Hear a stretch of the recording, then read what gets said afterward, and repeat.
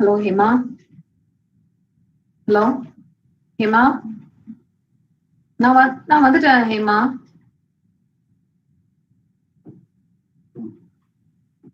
ஓ அப்படியா, பரவாயில்ல, எனக்கு ஒன்றும் இல்லை. Super super super super Hema. Super super. சரி சரி, பாய்.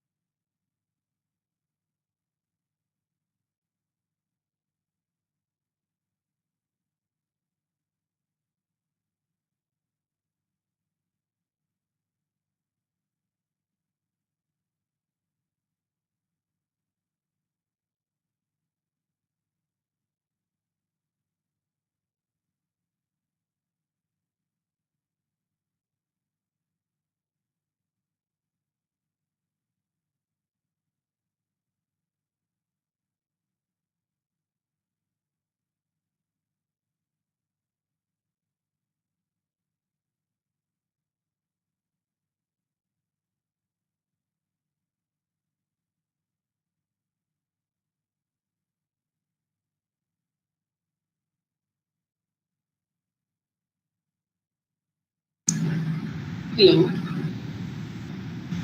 Hello. Hello. Hello.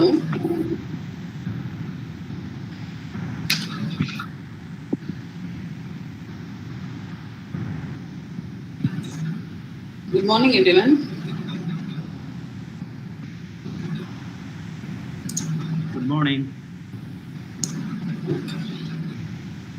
So let's wait for some more time. The dignitaries have to join us. The HOD of the department and the Vice Chancellor will be joining us in a short time.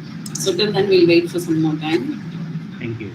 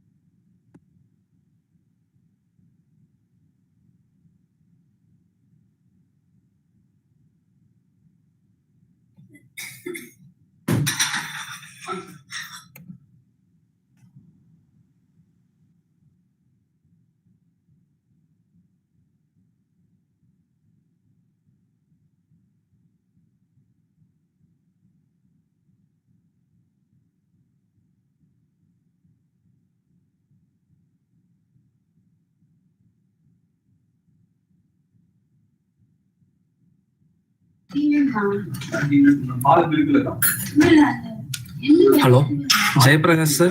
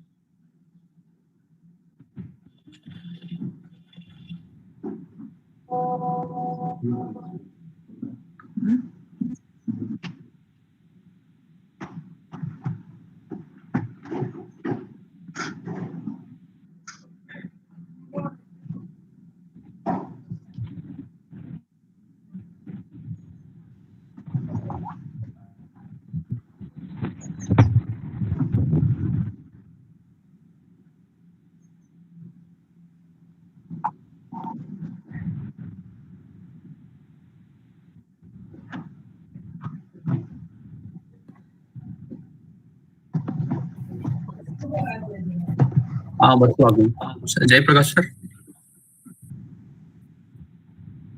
Jayaprakash sir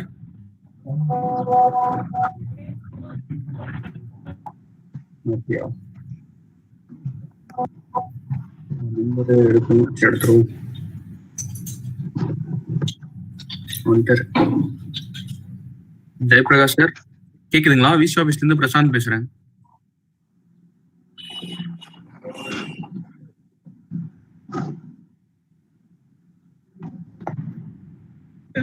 Prashanth கேக்குதா? Prasanth Prasanth sir கேக்குதுங்க sir. Good morning sir. 2 மினிட்ஸ்ல அவங்களும் coordinate பண்ணுவாங்க அங்க இருந்து. என்னோட speech ஆரம்பிச்ச உடனே Okay. ஹேமா வந்துருவாங்க பிரசாந்த். அவங்க கரெக்டா என் சரிங்க. Speech Hema Sir? ஹேமா நீங்க ஒரு 5 மினிட்ஸ்ல அங்க கிளம்பிடுங்க. Okay, sir. போய் பிரசாந்த் அங்க இருக்காரு. ஜஸ்ட் 5 to 10 மினிட்ஸ் தான்.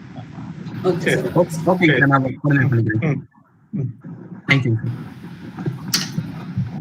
So we welcome everyone to this international webinar on genome analysis and tools.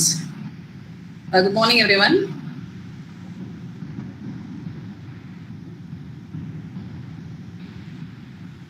Hello.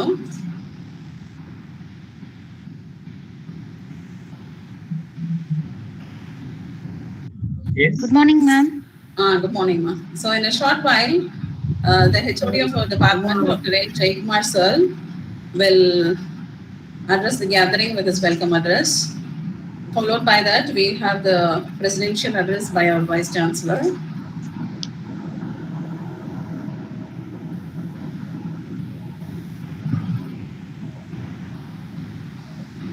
Sir, Jaykumar sir. 2-3 minutes I will start. Okay. Now the time is 10:23. I start exactly at 10:30 or 2 minutes early. Yeah. Okay. I request all the other participants to mute yourself so that there won't be much echoing or other disturbances while the speech is delivered.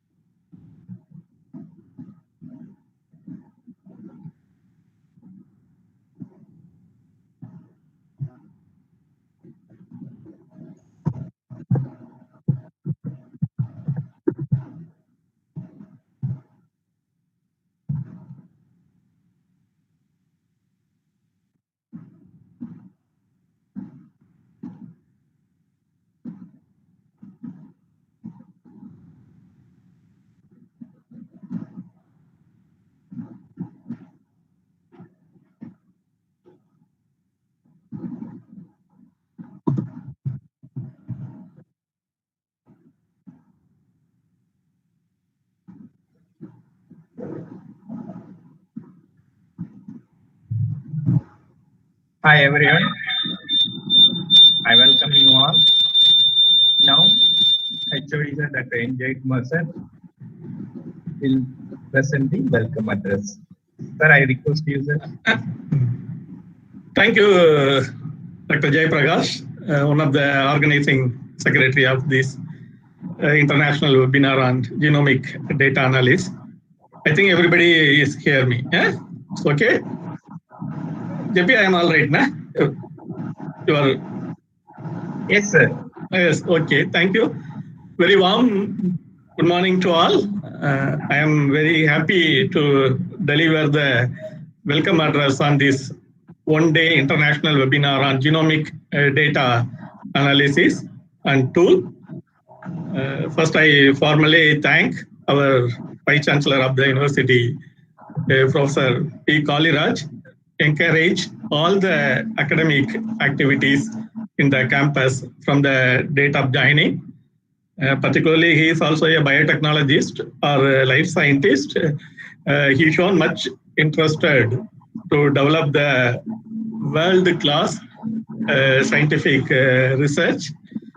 So in this regard, I thank and also thank him to deliver the presidential address in this webinar. So shortly after my welcome address, he also joined to deliver the presidential address and formally inaugurate this webinar. Next, I thank two of our organizing secretaries, Dr. Jay Prakash and Dr. Hema Malini. So we do so many webinars and other things. We should do some kind of a unique nature of this webinar. Normally, what is the state of the art in that line? We can work or do anything. That should be the success. I always believe. So many conferences also I recorded this thing. 25 years back, when the bioinformatics world is not known to the academic or the other community, as a computer scientist, I discovered myself from the computer science to the bioinformatics. And I might be jobs, others also very easy to get jobs. But I was more interested in academic. I switched over so very young. Nobody doesn't know anything about bioinformatics. That's why the promotions, everything will come very quickly. Young age, I also became the professor. The same thing. Now our group, even the recent board of studies, which is the latest thing in bioinformatics, what is the NGS, Genomic, and proteomics, such a data analysis. So they also have certain hurdles. Whenever we go for a publication, the experimental evidence is also necessary. So these kind of things, how our department, both the lab and the computational scientists, together, we concentrate on this kind of initiative to combine with the experimental scientists. So this way only we organize this webinar. So today there is two talks. There are two people. One is from the experiment side, who is in the senior scientist as Newport Laboratories, Minnesota, US, Dr. C. Vishnupriya Anbalagan. I thank them for their acceptance. So, as an experimental scientist to do real transcriptomics or NGM or genomic data analysis, she may introduce what she is doing experimentally, and apart from that, now everybody is using the computers. He can show her way how she is using the bioinformatics tools or the software NGS analysis. There should be a lot of commercial freeware and also in-house developed tools. Such a thing will be there. I thank and welcome Dr. Sri Vishnupriya accepting our invitation today deliver the one of the key resource person. So the area she is working on the NGS and other things, the real wet lab or experimental scientist, how she is using the bioinformatics things, she can introduce to you for the first 1 year. That way it should be useful to you, I feel. So one is the real experimental person, then the second should be the now the companies. So there should be a lot of So NGS, Genomic Data Analysis India, Strand Life Sciences is one of the very pioneer Strand NGS data analysis. Earlier, Strand Life Sciences state-of-the-art tools. I found last 20 years internationally, an Indian company which is started by the IASC scientists, mainly computer scientists. They are having a MOU and other with the Illumina and Agilent, like things. First, when the pathway analysis, such a things are popular internationally, pathway architect are such a tools.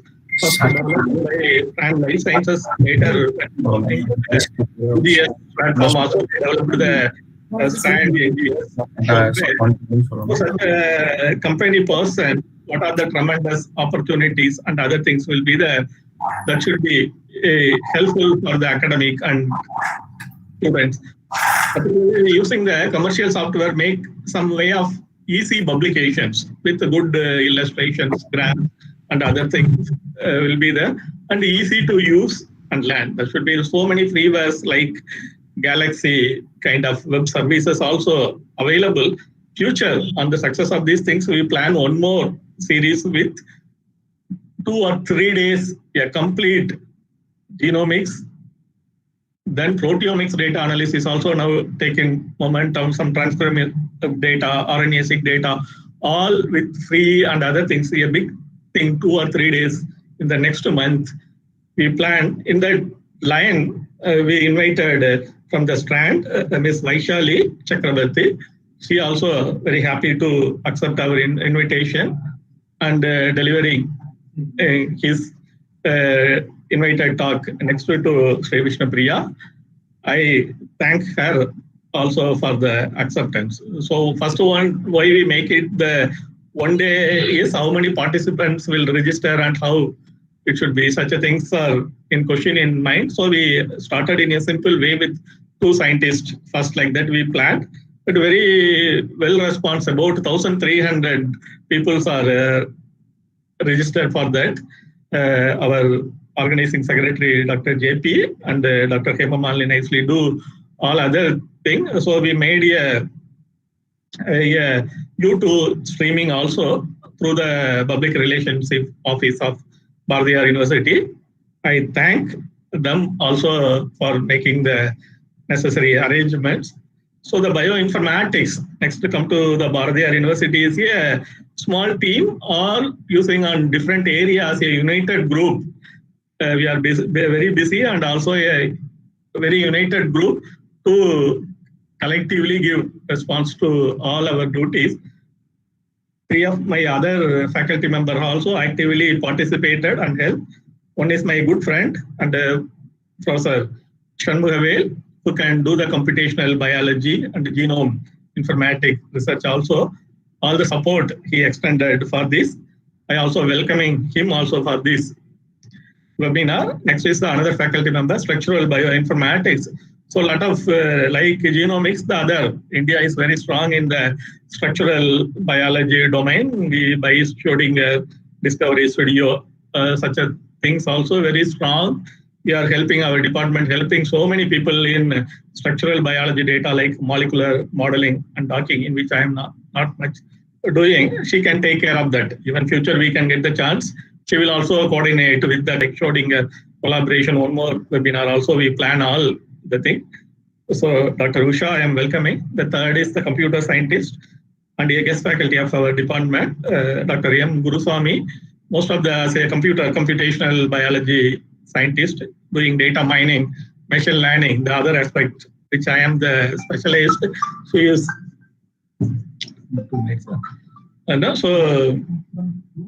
I welcoming him. So it's a wonderful. Now just 2 minutes about the genomic data analysis, the Vice Chancellor's initiative. So my group also working on the genomic data. Recently we have a publication in Gene and Genomics, really very good impact journals. So the major thing we will found the difficulty is we will take the public repository data, SRA sequence retrieval, archive and other things to find the differential genes and through the network analysis next. Then pathway, gene enrichment analysis, so many pipeline. So once we will completed the pipeline, finally we find some biomarker genes, and some way we will be annotated and some unique thing about those genes, which are very scientifically presented. Those things are make the good publication in the impact. So the bioinformatics side, the major drawback is when we take the public data, what is the experimental evidence? Sometimes the paper will be rejected in things, but I am the core bioinformatician, some way, some kind of a bioinformatics knowledge. Finally, I will bring it in the paper, which I will make it published. But one of my student, who is a earlier postdoc, now as a research scientist in Korea, they have their own NGS such a facilities, they have it. So the experimental scientists make their own experimental data. The downstream bioinformatics analysis is done by the bioinformatics. So such a papers which has the experimental part and the downstream bioinformatics easily accepted in scientific report, such a paper, such a knowledge of our Vice Chancellor. Recently, we make a 10 crores proposal, DBT builder proposal jointly to the various life science department. So international scenario, it is there, like life scientists and the bioinformatics, they work together and bring tremendous things. So he also liked that idea. So ourselves, biotechnology, microbiology, biochemistry, zoology, like 6 department, we jointly put the DBT builder proposal. Exclusively 2.5 crores we can allocate for the NGS facility to be created in Bacterial University. So the life science researchers, they will make their own data that should be useful for final downstream analysis by our bioinformatics, such make a good impact publication later. NAC, NIRF ranking and other things also it is helpful. So this way I thank our Honorable Vice Chancellor, who is keen interest to develop the state-of-art life science facilities in the Bacterial University. And also soon we have to get the NGS such facilities. So this is make the high impact. So this seminar also in the one of the that line. Again, I thank all for the opportunities. Now I request our Honorable Vice Chancellor to join to deliver his presidential address. Thank you very much. Thank you all.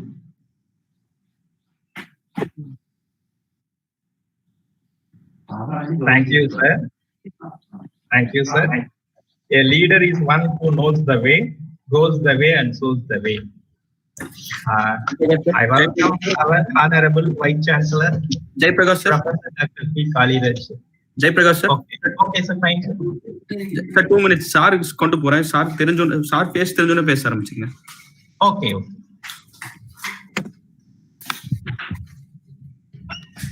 Maybe you also welcome the VC. 1 minute, our face தெரிஞ்சோனே welcome பண்ணிரு.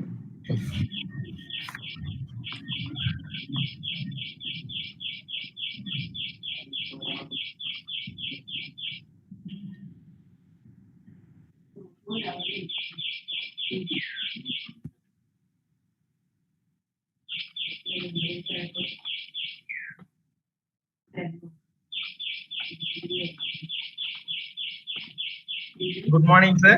A leader is one who knows the way, goes the way, and shows the way. I welcome and also request our Honorable Vice Chancellor, Professor Dr. P. Kaliraj, sir. Sir also from biology background. So sir is motivating us very much. So I welcome you, sir, and request you, sir, to present your present, sir. Thank you, sir.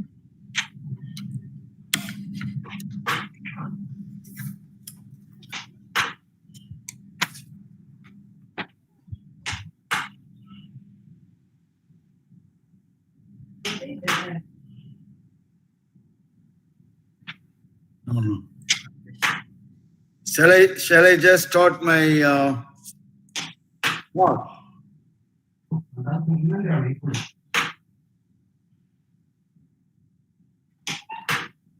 Okay. Yes, sir. Yes, sir. Yes, sir. Welcome.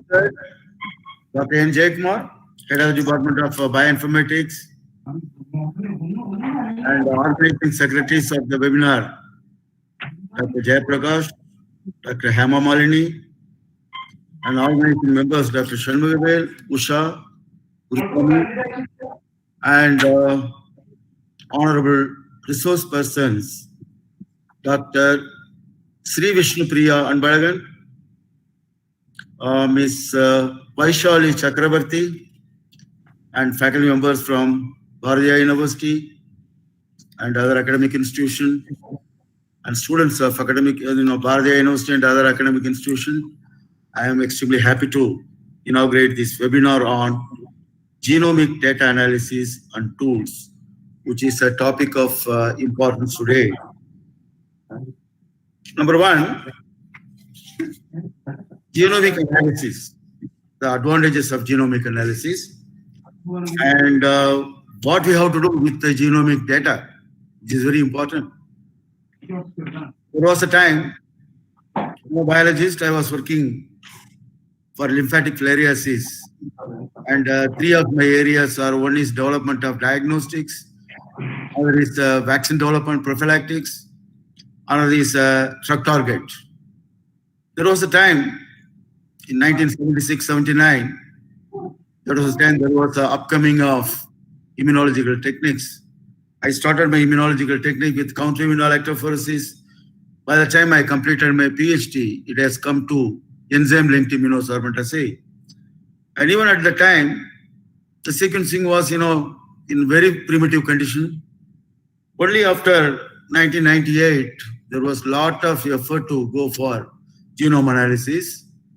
We were the part of filial genome project of World Health Organization, involving 5 institutes globally, starting from Johns Hopkins, NIH, and an university from Malaysia, and Rna University, from where I originated. And it took a long time for us. That was the time there was no next genome sequencing or any advanced sequencing. We were having the manual method. We just go for only sequencing the fragments of the DNA. We call it as a express sequence tag, ESTs. One EST we spend about 15 days to 1 month, and with a lot of errors. Then you have to sequence several times and you go for the best one or something like that. And it took a long time for us, nearly about 5 years for us to complete the WHO-sponsored genome project. And we were able to sequence about 70,000 genes. And most important thing, by the time we completed, a lot of advancement in sequencer. Now we are having next genome sequencing, and it's not taking much time for you. Even in 1 day, you are able to take sequencing the whole genome of a parasite or even particular individuals, and you can go for the personalized medicine you can generate based on the data available. And when you are going for the genome analysis, the most important thing is the genome analysis. And only giving the data of what are the genome, what are the structure, it's not going to be useful to anyone. So out of that, the data that you have generated by using the bioinformatic approaches, you are going to analyze what are the molecules, your DNA, either your cDNA or any one of the molecules that you are targeting, how many are coding for the one which is going to elicit the T cell response and B cell response. That is a job of the bioinformatics people. So there is no need of going for trial and error method. When we were doing our analysis for developing the vaccine, you just extract the parasite and you go for your chromatographic methods, and you take each peak and you inject it to the animals and look for that. Then, again you go for subfractionation and all. Number one, the material is not available in significant quantity, and it is not reproducible. And nearly we take about 10 years to develop a diagnostic method or a vaccine. Now, in 1 month's time, you will be able to, doing the development of the diagnostic method or the vaccine development or the drug targets. So with all available new targets, new methodology, one should be able to come out with diagnostic molecules. And you are able to find out the T and B cell epitope, what are the nucleotides, which will be coding for,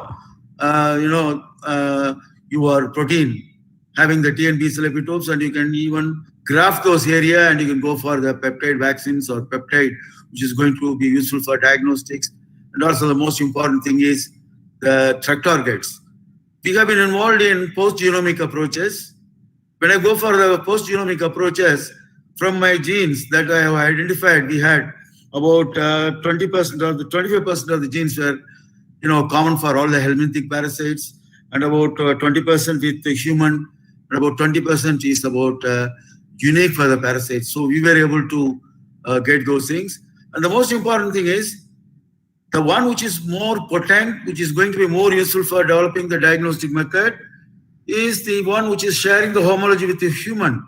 So you have to identify the parasite-specific region of the particular target, and you have to analyze that. So for that, you have to go for crystallizing those proteins, then go for the bioinformatic approaches, and identify the area which is distinct from the human, so that you can get the area which will be targeted, which will be for developing the drugs. So like that, the application of the bioinformatics is, enormous. And without bioinformatics, it is not possible to go for the genome analysis. And without using the modern approaches in the industries 4 and industries 5, like, artificial intelligence or big data analytics, it is not possible for us to come up in our research work. I'm extremely happy that Bharatiya University has taken up the industries 4 and industries 5 to apply in all the field, including your bioinformatics and artificial intelligence being used to analyze some of the drugs, which FDA approved drugs, but failed in the phase 3 clinical trial, and which is approved by WHO for to go for the furtherance for the identification of the target for this one, COVID-19. And Dr. Jaykumar has taken up some project where from the FDA approved products using the artificial intelligence, you'll be able to identify the analogs, and which will be analyzed by our chemistry group, and they'll be able to come out with our molecular biology group and microbiology group, whether it will be useful for the diagnostic purpose or useful for developing the drugs for that. So this is a way we all have to work together, and the science is integrated. Nobody can segregate any branch from other branches, and we have to work together. I am very happy. Today we have excellent speakers. One from this Sri Vishnu Priya is from Newport Laboratories, Minnesota, USA. I think it should be a good advanced laboratory. And another one is from application scientist Vaishali, Stan NGS and R&D team of from Bangalore. It's a good combination, and she's going to talk about the title of genomics and transcriptomics in data analysis, and Vishnu Priya is going to talk about infectious agent detection and characterization, next generation sequencing. First of all, you have to understand yourself, and you have to make people like us, administrators, to understand, to encourage our faculty members, and the faculty member has to encourage the end users. They are the teachers of the affiliated institutions, the policymakers who are involved in preparing the syllabus for that, so that we have to go for the next generation, the next 2-3 years. The type of subject that we are going to teach in Bharatiya University or any academic institution is going to be different, and we all should be, join together. Thank you for all of you come forward to join with the Bharatiya University group. I wish it is not only ending with webinar, and we want it for the future collaboration, which will be useful for the healthcare authorities as well as for the economic development of the country. Thank you very much. I wish you all the best. Very much, sir. Thank you. Very nice to have your presidential address with the need. You correctly identify the interdisciplinary needs. Organizing Secretary, few words. Thank you very much, sir, for your motivating and enthusiastic speech. Also, you shared your experience with us, sir. It's really motivating us. Thank you, sir. Thank you very much. Thank you so much. I'm going for the next webinar. Thank you, sir. Thank you. Thank you to address the presentation. Thank you.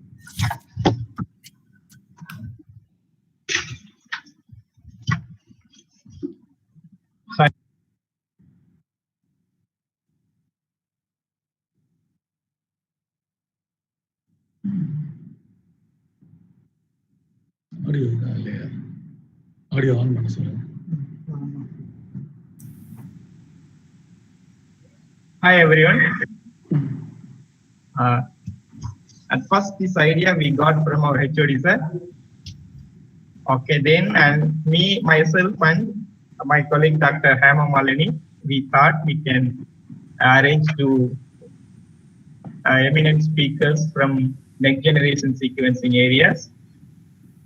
The one from Dr. Sri Vishnupriya Anbalagan from Newport Laboratories, and another one person, Ms. Vaisali Chakraborty, application scientist from Stand NGS. So I welcome you all and also the speakers. Now I request my colleague Dr. Hema Malini to say a few words about the webinar. Thank you.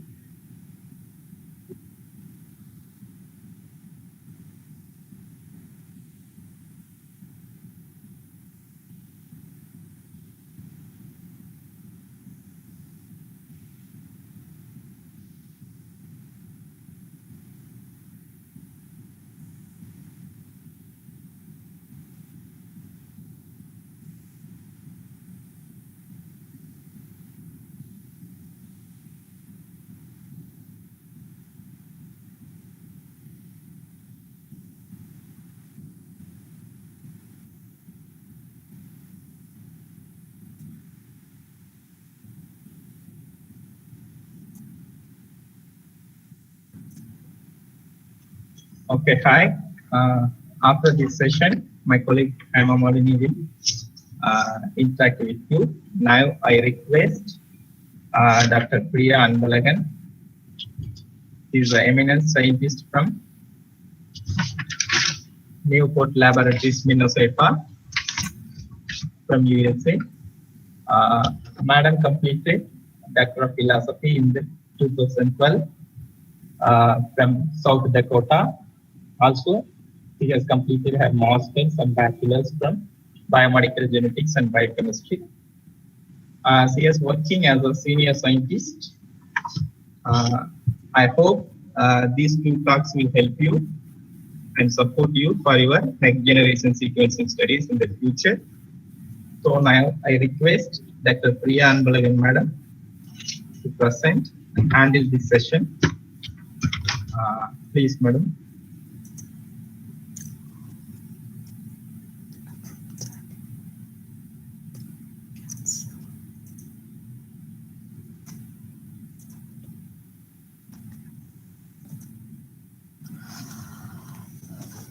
So let's get started. I'm Dr. Priya Anbalagan. I work as a senior scientist and manager in Newport Laboratories. Please let me know if you can hear me. Are there any background noise? Or is my voice clear? Clear. Good. Can you see my screen as well? Yes. Okay. To start with, I would like to thank Dr. Kali Raj, Vice Chancellor of Bharatiyar University, as well as Dr. Jayakumar, Head of the Department of Bioinformatics, and all the faculties in the Bioinformatics Department, especially Dr. Hema Malini, for inviting me to give this talk. I've known Hema since 1995. I'm happy that she's a faculty in Bharatiyar University and as a part of the Bioinformatics Department. In today's talk, I'm going to explain to you guys how we utilized next generation sequencing for isolate selection and for autogenous vaccine production. So I've divided my presentation into a total of 4 different parts. In the first part, I'll talk about how we used next generation sequencing for addressing animal health issue. In the second part, I'll talk more in detail about the metagenomics, which we used for identifying novel viruses and bacteria. In third part of my talk, I'll talk about how we utilized MySeq, which is a sequencing method or a sequencing technology for getting whole genome sequencing of Mycoplasma and bacteria. At the end, I'll demonstrate how we use DNA Star, which is a commercially available program that we use for analyzing bioinformatics data. So I work for Newport Laboratories. It is in Midwest. It's in Worthington, Minnesota. The image in here shows the outside of my company that I work for. It looks different from a proper scientific company, but the Worthington is a smaller town in Minnesota. So this building used to be a museum, and this building came up for sale for a much cheaper price. So our management decided to buy this and change it into labs. That's where we are in. We are one of the top autogenous vaccine producers in the United States. Autogenous vaccines are nothing but the custom-made vaccines. There are commercial vaccines where there are bigger companies where they make commercial vaccines, and each vaccine would have 3 or 4 isolates or strains of bacteria or virus or a parasite in them, which is then used as a vaccine to treat a particular disease for the entire country. That approach doesn't work all the time, especially in animal health. The number of circulating viruses in a farm or a producer where the animals are reared for production could be quite different from the virus or the bacteria that's circulating in a different farm. So in which case, custom-made vaccines play a major role. Our company is the largest custom-made vaccine producer in the country, and we specialize on bovine and swine-related infectious diseases. So this is where our company is located. So this is our diagnostic workflow. So most of my talk, I'm going to focus more on the applications of next generation sequencing than the technique itself. The technique is pretty simple and straightforward. Anyone who has a bachelor's degree in biology and has a good aptitude for science and research can do this technique very easily, provided they get a training from an experienced person.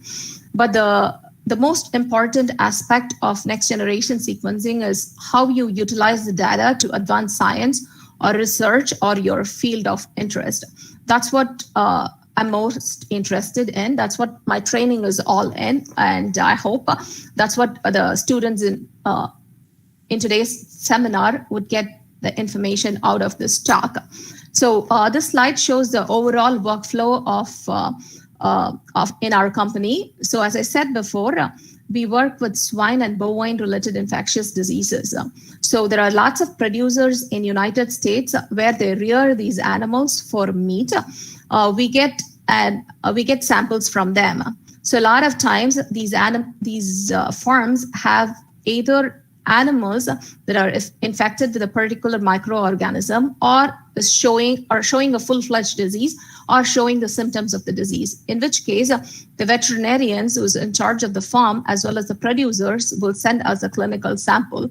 So in our company, we have a bacteriology unit, we have a virology unit, we also have a mycoplasma lab where the samples go in and we isolate the pathogen, be it a bacteria or a virus or a mycoplasma. Once when we isolate the sample, we send it to our bacteriology unit where there is a MALDI-TOF, which is used for identifying the organism to the genus and species level. Once we identify or characterize the genus as well as species of the organism, we isolate nucleic acid from the organism using a Kingfisher extraction system, which is an automated system, which we got only in 2016. Till then, we used to use the manual extraction. And after we isolate the nucleic acid, we confirm the presence of an organism, the infectious pathogen, using a gel-based PCR reaction, using a QIAxL or a quantitative PCR reaction. After we identify the pathogen, the next step we do is a whole genome sequencing, which is what we used to use Ion Torrent. So I started working for this company in 2012. The main reason I was hired is to establish the next generation sequencing unit so that we can do a much better job in isolate selection and characterization of vaccines. So this is an autogenous vaccine company. So we are using the next generation sequencing machine to obtain the whole genome sequences and then use that information to do a much better job in isolate selection and characterization. In 2012, the cost of all the sequencers were pretty high, and we were predominantly working with only viral genome. So we decided to purchase Ion Torrent. At that time, it was $100,000, and MySeq and other higher end equipment were of much higher price. And since we were new and we were starting this unit, we decided to use the Ion Torrent machine. And once after we do the whole genome sequencing, we analyze the results, and all the results are uploaded in our LIMS system, which is an online software program where you can enter the results in, and the results after the account manager or the lab manager finalizes the results, it gets sent to all the veterinarians as well as the producers who are our clients. So this is our general workflow. So the first part of my talk, I'm going to talk more about epizootic hemorrhagic disease virus, which created a lot of issues in white-tailed deer in 2012. This is one of the projects I did when I started working for Newport.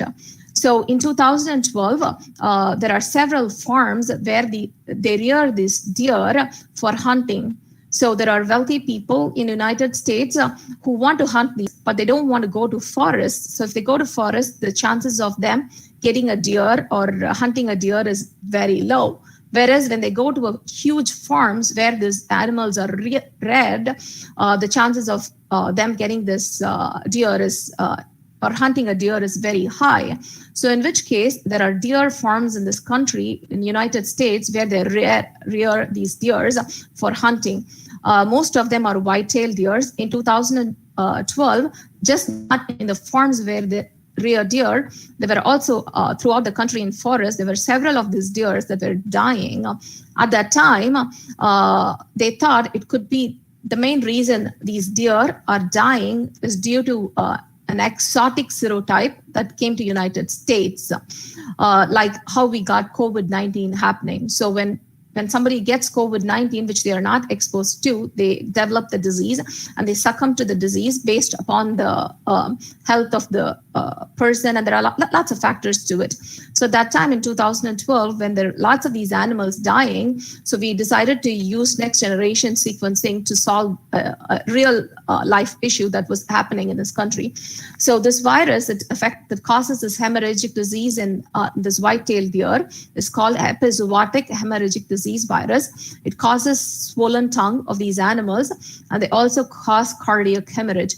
And if you see the hoofs of these animals, the feet of these animals, the hoofs get bleeding quite a bit, and the hoofs come off. And most of the times, these animals cannot walk because their hoofs just came off, and they are seen to crawl on their knees, and most of the times they are found dead close to a water area. They have quite a bit of neurological issues these deer develop too. And it is caused by a virus, EHTV. If you look at the virus image in here, it belongs to an arbovirus and genus, and it belongs to a family Reoviridae. It's a non-enveloped virus. It has VP2 and VP5, which are two proteins that are present on the outermost surface of this virus. And these two proteins are aligned on top of a protein called VP7, which forms the intermediate capsid, and the innermost capsid is VP3. This virus is a double-stranded RNA virus, and it's a segmented RNA virus, and it has 10 different segments. So we were challenged with this project, and this virus is not only present in the United States, it's also present in other parts of the world. There are several different serotypes of this virus, but in the United States, we see serotype 1, 2, and serotype 6. So when I started working on this next generation sequencing in 2012, there were not very many methodologies that were available where we can take this RNA virus and obtain the whole genome sequence of it. And if you remember, ours is the clinical lab, which is associated with this vaccine production company.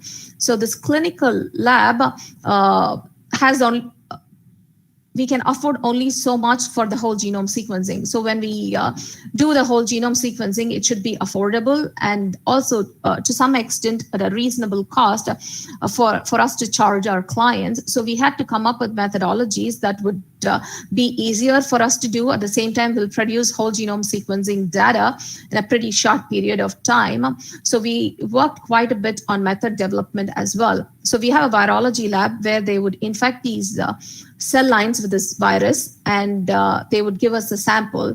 So the cell line infected with virus has quite a bit of cell line DNA, but we want only the viral genome from it, because when we do preparation like RNA isolation and DNA isolation, we would get quite a bit of cell line contamination. We don't want that happening. So one of the first steps we did was to centrifuge those infected cell lines with viruses at 50,000 G for 2 hours, and then we collect the pellet.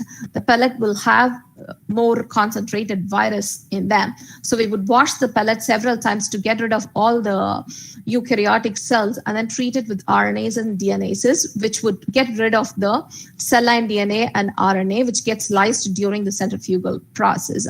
And then we would isolate the RNA.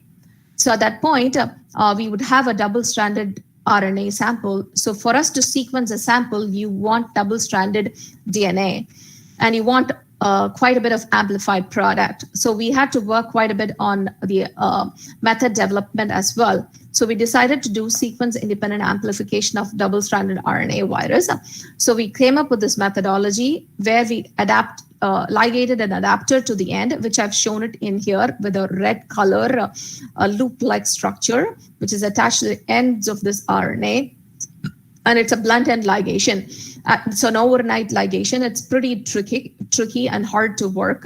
So me and there were only one other person in our company who could do this effectively. And after ligating, we denature the sample and synthesize the cDNA and remove the RNA from the sample. And we anneal the cDNA and fill in the incomplete ends. And since we have attached a loop at the end for which we know the sequence, we can then use primers to amplify the double-stranded cDNA. So once amplified, we'll have amplified double-stranded DNA products, which we would then sequence using the sequencer. So this is the library preparation protocol. So genomic DNA, in the sense, in our case, it will be a double-stranded amplified cDNA, which represents the RNA virus, EHDV.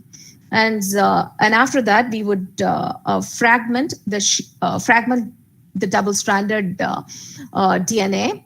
We have tried several different methods, and we found out enzymatic shearing works much better than other methods. And for the library prep, we used NEB kits because at that time, IonTorrent was owned by Life Technologies, and their kits were quite expensive. But NEB kits were pretty cheap, and they were at a very reasonable price, and they were user-friendly, and we can do the library preparation in a short period of time.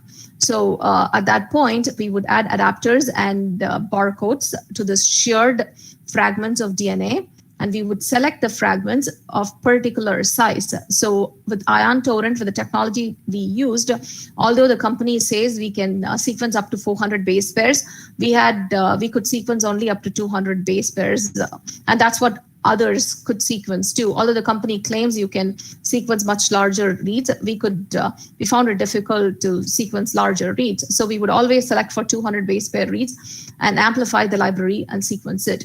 At that point, our company got several EHDV samples from these farms. We had a total of close to 50 genomes that we sequenced using the next generation sequencing machine, and then we analyzed the results. I've shown the dendrograms of VP2, VP5, and VP7. If you remember in the picture, in few slides before, I showed the viral structure where VP2 and VP5 form the outermost layer, and the intermediate layer is a VP7. To our surprise, we were expecting to see an exotic serotype, which when I say exotic, it means a serotype that's new to United States, maybe a serotype from some part in Asia or some part of Middle East or some part of Africa. So, but to our surprise, we did not see any exotic serotype, but we instead saw most of our samples were clustering with the serotype 2. So most of our sample had serotype 2 isolates in them. There were also few serotype 1. There were also serotype 2 in here, which is what was very surprising to us. But we came up with a good scientific explanation, and we in fact mined an important information out of the data we obtained. If you look at the picture in here, I want you to focus on the table that's on the right side. I've represented some of the isolates that we sequenced in the leftmost column, and it's the serotype 1. I've represented it through slashes. I'm representing only VP2, VP5, and VP7 in here. Serotype 2 is represented by white-filled boxes. Serotype 6 is represented by black-filled boxes.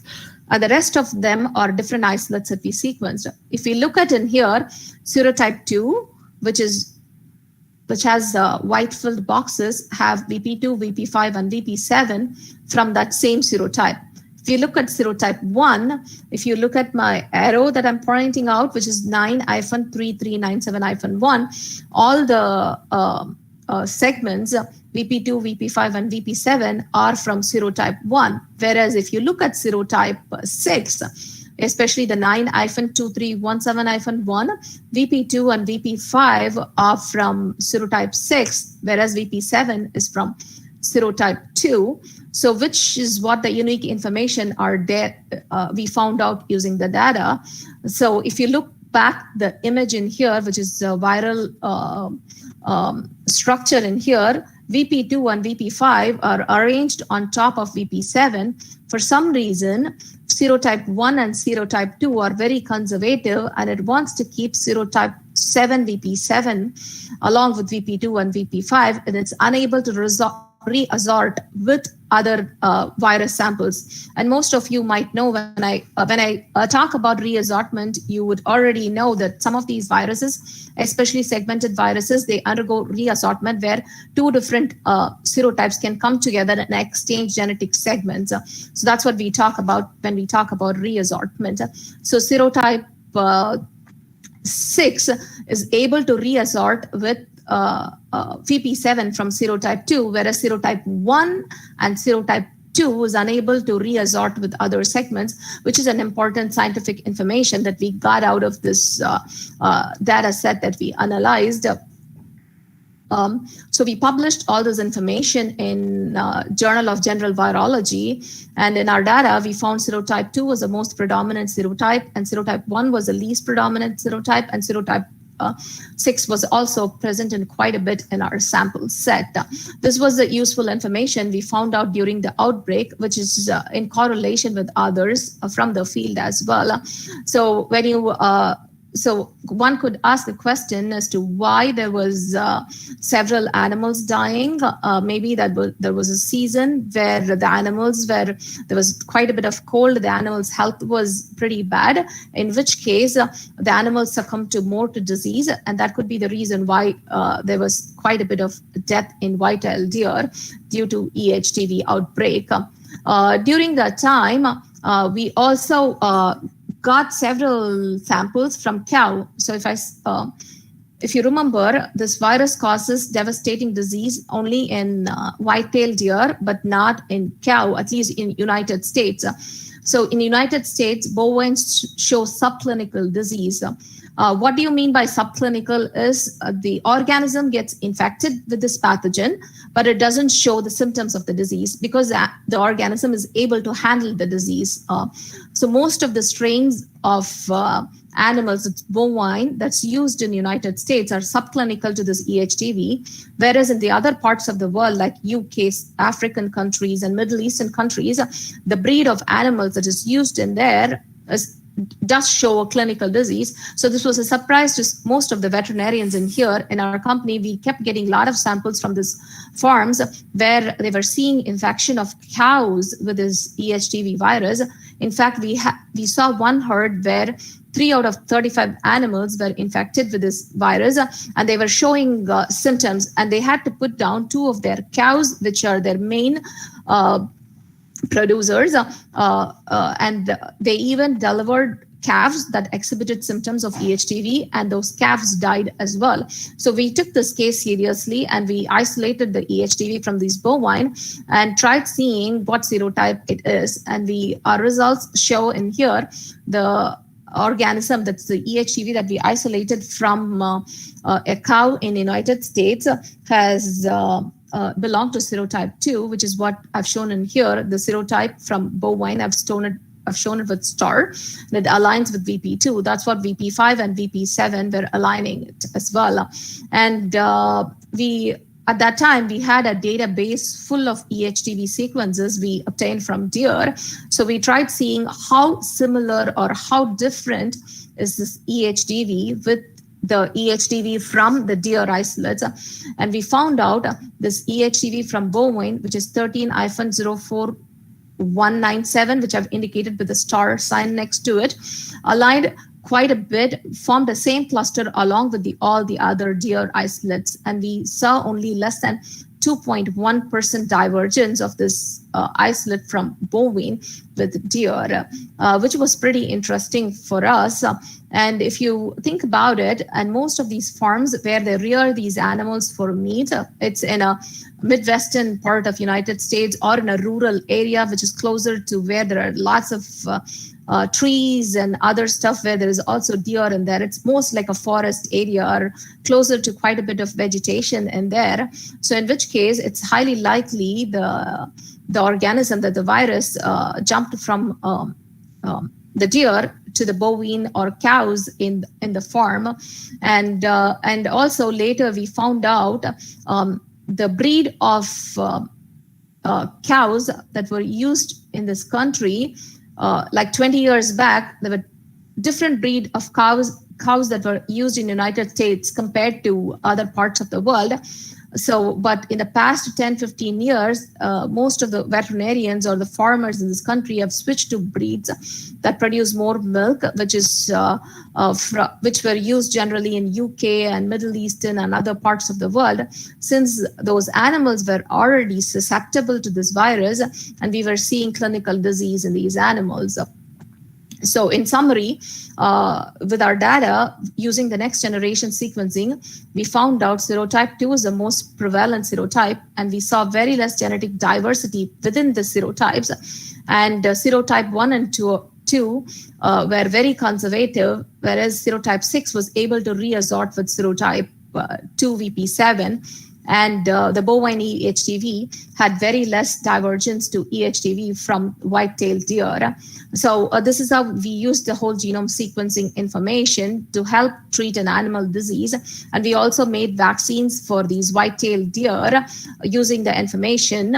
And we prevented that disease from occurring or causing a devastating disease in future. Since our company doesn't make vaccines only for EHDV, we also make vaccines for several other viruses like blue tongue, which also causes hemorrhagic disease in white-tailed deer. Blue tongue also causes a major problem in goat. It's a sister virus of EHDV. We used the methodology we developed using a blunt end PC3 T7 for getting the whole genome sequencing of blue tongue virus. The image in here is a dendrogram.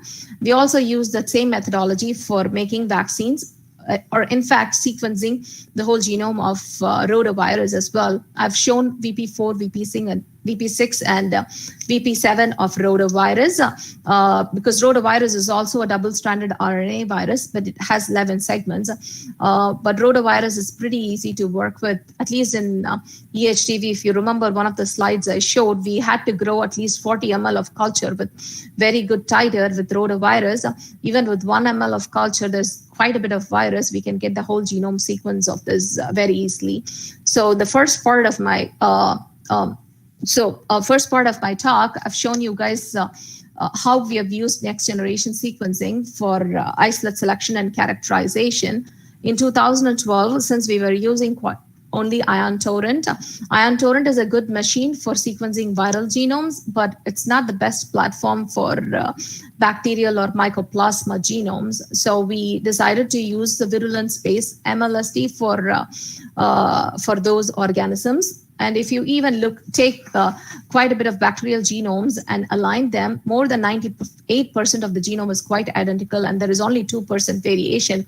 That variation occurs only in the virulence genes or the viruses that are integrated into this bacterial or mycoplasma genomes. So we decided to focus only on virulence-based MLST at that point. And the dendrogram I show in here is of several hand-picked genes, which are shown to be involved in virulence. For Mycoplasma bovis, if you see it in here, you see several clusters. We have used this genomic information for isolate selection. If we did not have this tool, we would have done inky pinky ponky and picked isolates, or used a 16S rRNA sequencing information for isolate selection, which is not the best method to use. But since we used the next generation sequencing and developed a virulence-based MLST, we're able to use this information for isolate selection and characterization. So in the summary, in the first part of my talk, we used whole genome sequencing for rotavirus, EHTV, and blue tongue. And we have also used virulence-based MLST for several of the pathogens. I've just shown one example for Mycoplasma genome.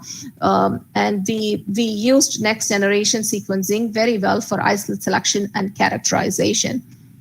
The second part of my talk, I'll show you guys how we used next generation sequencing for identifying novel pathogens by metagenomics. So like I said, we get samples from the field where the animals are infected with the virals or bacteria or the Mycoplasma genome.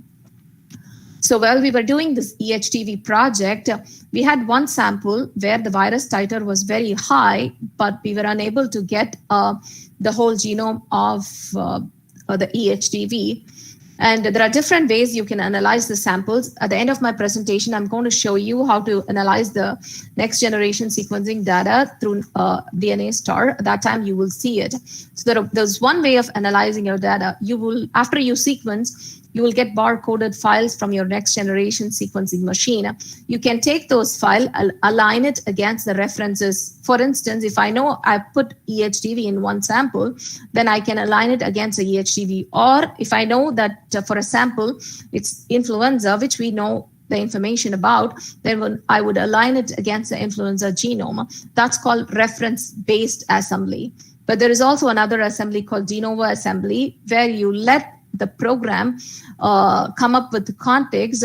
It would align the contigs and come up with the contigs, and you can use that contigs and blast it against the gen bank, where you will see segments of different viruses or bacteria or phage, depending upon what you have in your sample.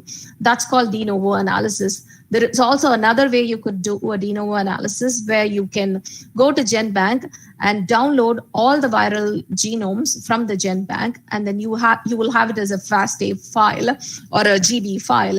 And then you take your barcoded file and align it against that viral genomes, which is a representative of all the virus that's been sequenced and identified as a pathogen in GenBank. Or it can be a non-pathogen as well. So during our analysis, we decided to do a de novo analysis in the sample because we were having issues. We re-isolated the virus and we re-sequenced it. After even sequencing 2 times, although we know the sequencing run was good, we were still not getting the whole genome sequences. And it happened to 2 of the samples from a particular farm. So that just rang bells, and we decided to analyze it much further, and we found out this virus in the sample was just not EHTV. There was also another virus that was growing in the sample. And when we analyzed, we found out this virus was only 70% identical to Peruvian horse sickness virus, which is also another virus similar to EHTV. So we decided to look into it further. So it was an interesting set of experiments we did. So that's the fun of working in a clinical setup, where you will have a real life problem and you will be able to develop methods to solve those issues.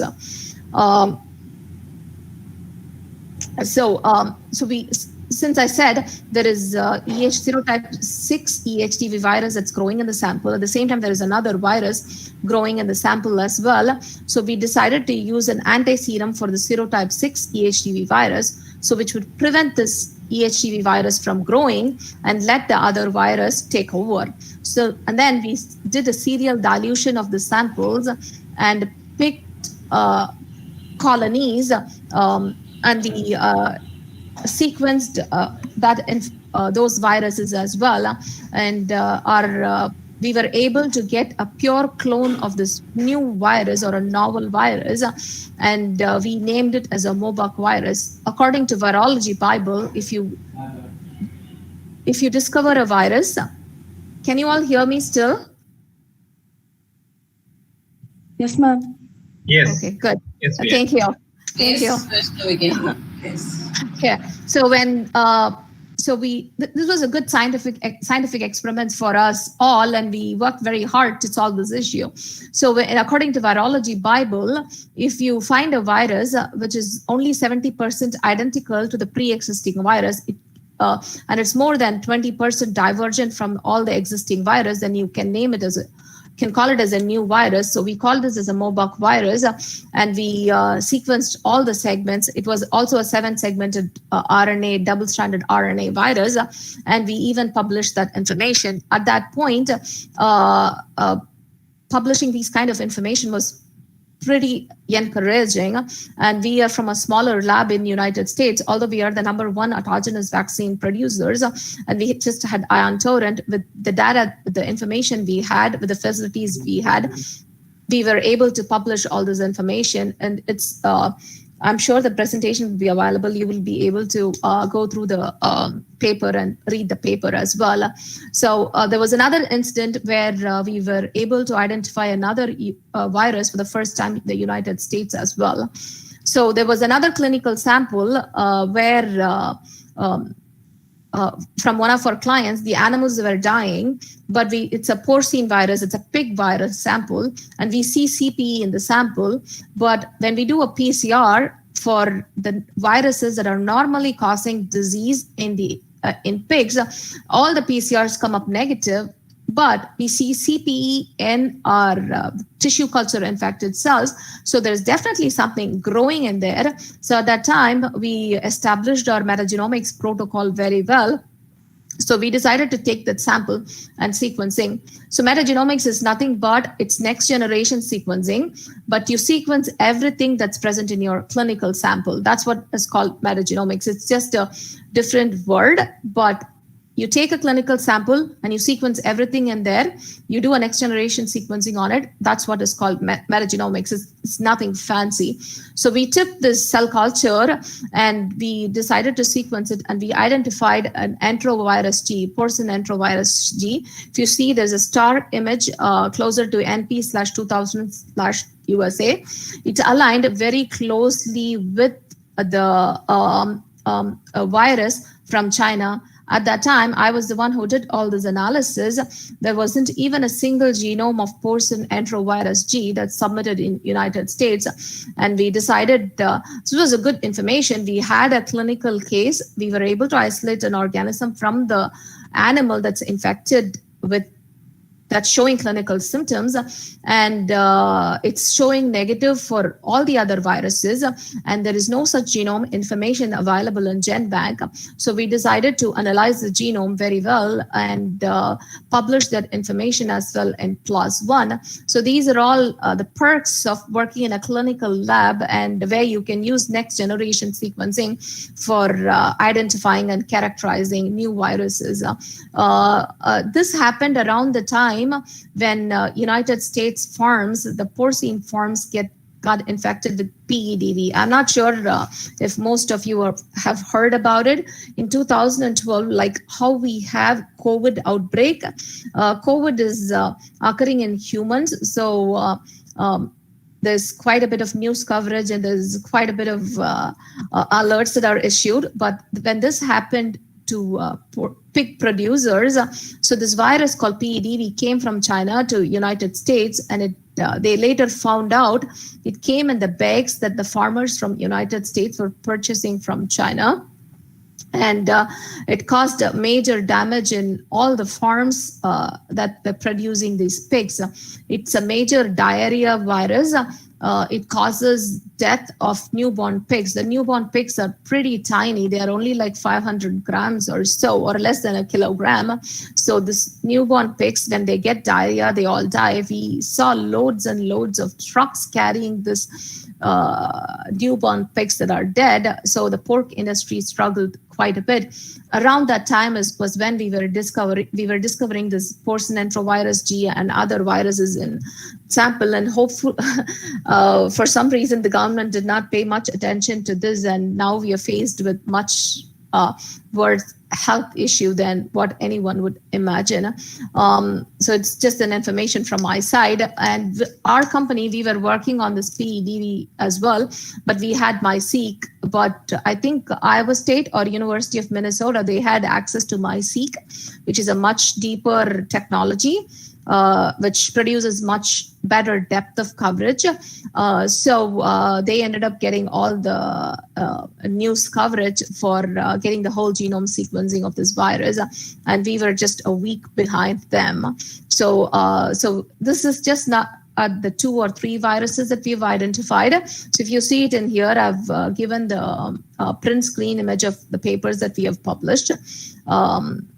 We have identified torovirus, we have identified novel reassortant mammalian orthoreovirus, and we have even isolated group A rotavirus from deer, which we think jumped from bovine to deer. And we also got the whole genome sequencing of porcine epidemic diarrhea virus, PEDV, in pigs, and we even made a vaccine for it, and we even published that information as well. So this next generation sequencing is quite fun to work with. So you can use this next generation sequencing for identifying new viruses and pathogens in a clinical sample. So until you identify the pathogen in a clinical sample, you really cannot treat the disease in these animals. Our company is an autogenous vaccine producer. So when we can identify the virus, and if we can grow it, we would make vaccine for it and send it to our customer, and which in turn will solve the issues that they are facing with. So this next generation sequencing is a powerful tool that we use in our company for isolate selection and characterization. So this is the end of second part of my talk. In the third part of my talk, I'm going to talk about how we used next generation sequencing for understanding bacterial and mycoplasma genome. In the beginning of my talk, I said I work for Newport Laboratories. I started working in 2012, February of 2012, while I was still a graduate student. I started working there part-time. In April of 2012, our company got bought out by Bacterial, which is a French company. They have their offices in Atlanta, Georgia, but their main headquarters is in France. They are the number 2 animal health company in United States. So when we merged with Bacterial, we got quite a bit of fundings and we improved our diagnostic lab and all that. And Bacterial is a much bigger company than the Newport Laboratories. And in 2000, it is a French company, then got bought out by Boehringer Ingelheim. It's Boehringer Ingelheim is a German company, and they also have human pharmaceuticals, and they are number 2 in animal health in the world. So when we merged with the Boehringer Ingelheim, we got quite a bit of money from the merger. At one point in November of 2016, there was $400,000 that was given in my hands, and they purchased any equipment that you want for your lab. I showed you guys MALDI-TOF, I showed you guys Kingfisher extraction system and Kaya Excel. And the MALDI-TOF alone was $250,000. We purchased a MALDI-TOF. At that time, I'd been asking my company for MySeq for a long time, and finally it was Christmas around that time. We got all this money, and we even purchased this MySeq. which is a much better technology. So we have improved our diagnostic lab quite. Up to 2016, we were using Ion Torrent for isolate selection and characterization. But around 2016, our company was expanding our business, and we were getting more into more of bovine as well as bison industry. So in the United States, beef is a major animal food. And in the United States, several of the farms are also getting used to using bison meat. So they're also starting to rear bison for meat.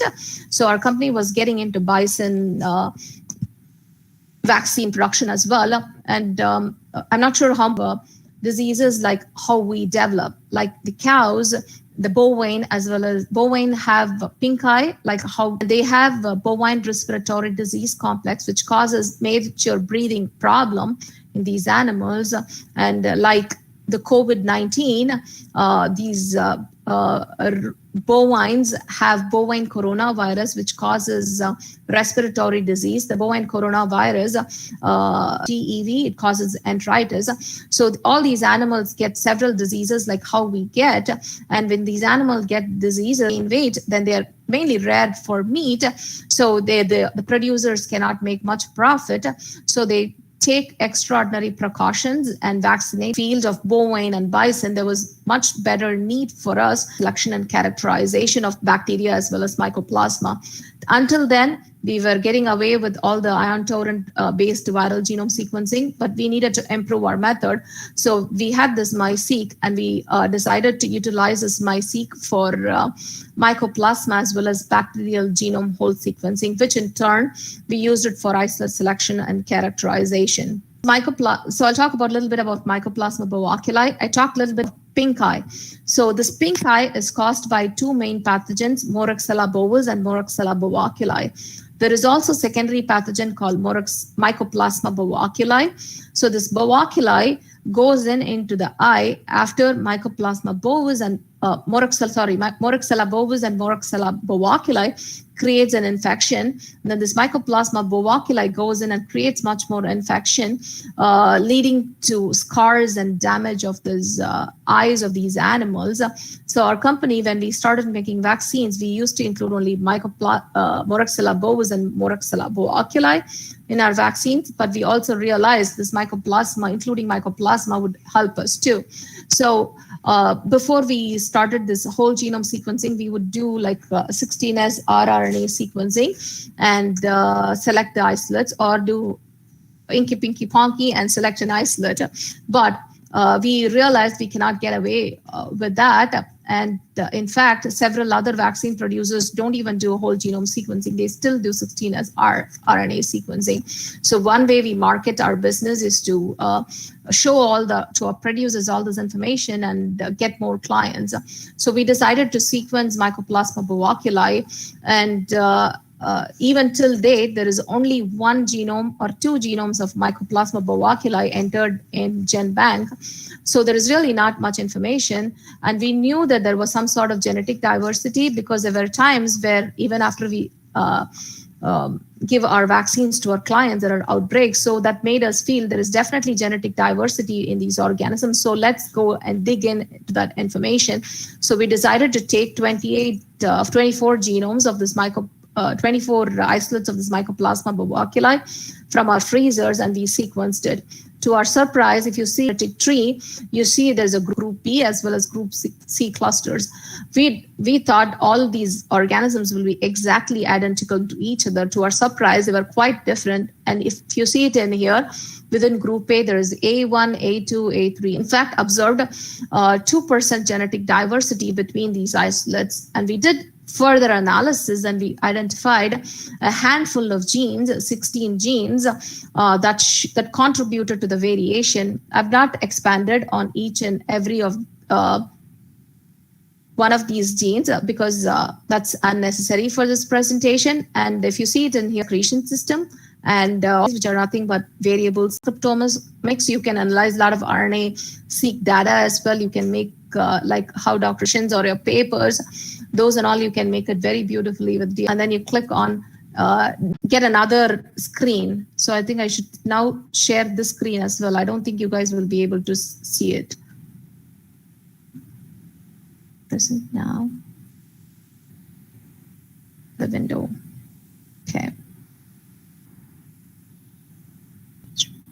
Yep, this one. Okay. This share. So you will get a window like this. So in which case the first step is you need to add your reference file. So you can, sometimes RNA virus, you will just have one FASTA file. So in which case you can go add, whereas here you have to do an add folder because I have a folder full of EHDV references. It'll take you, I want to go to the desktop and I have EHD references. This is the folder I have all my references. You will select your reference and then you will click on it. And then you will click next.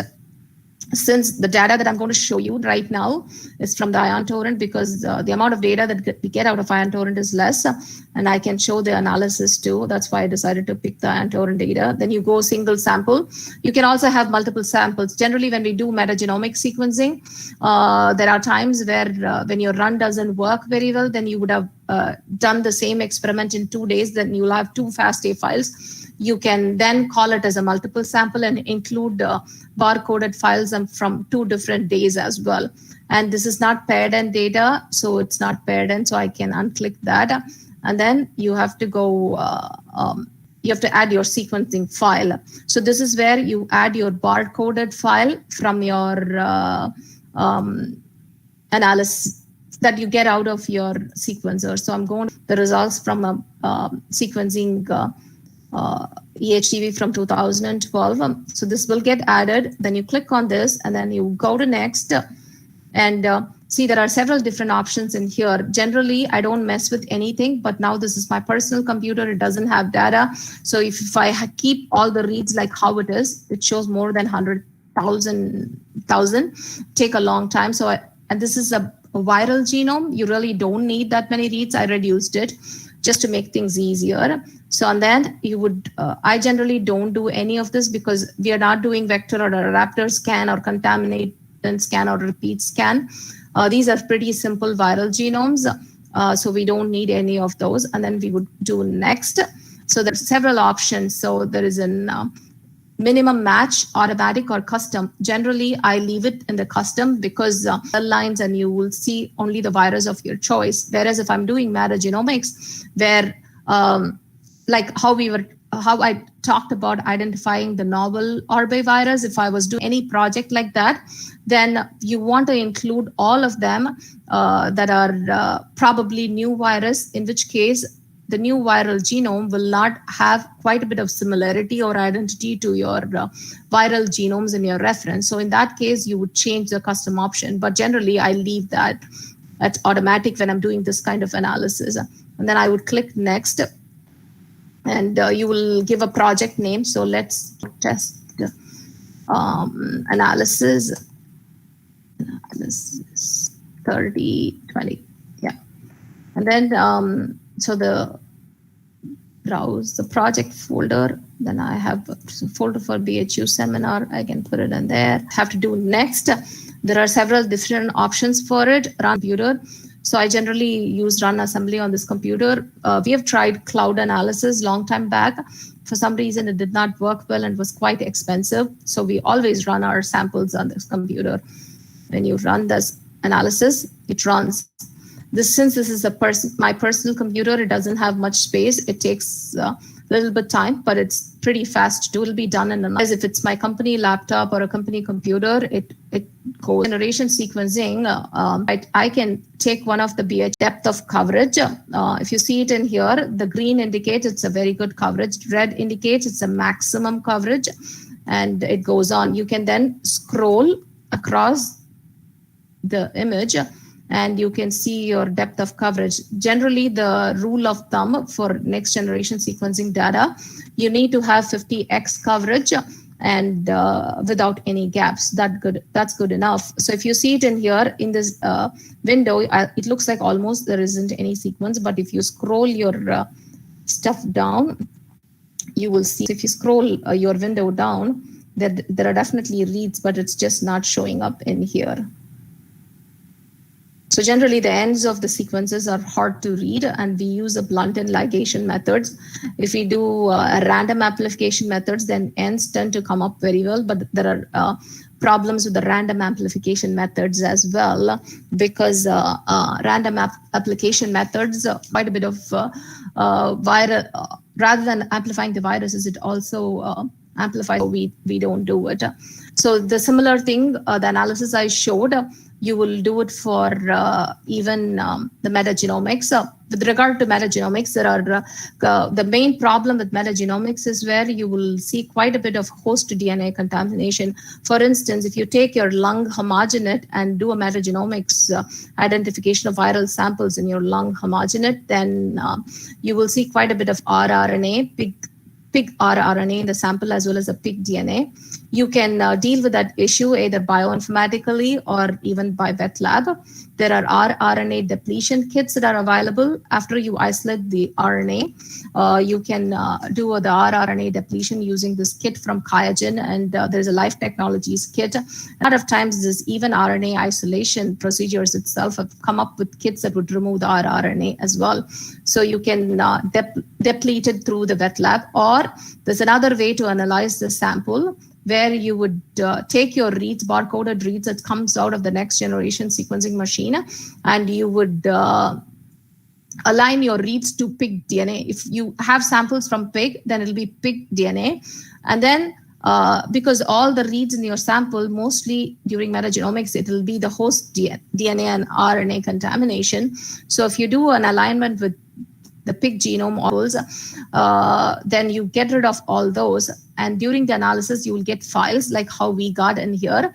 There's a spot where you can find an unassembled file from that analysis, which will include all your viral reads, bacterial reads, and also other reads that's not complete reads and all. So you would take your unassembled file, and then you can do a de novo assembly or viral based assembly. That's how we discovered several of the viruses we discovered. So it's a simple, straightforward protocol. Like I said before, any one of you who are hearing these presentations can do this pretty easily, provided you have somebody to train you, or even you can learn it on your own.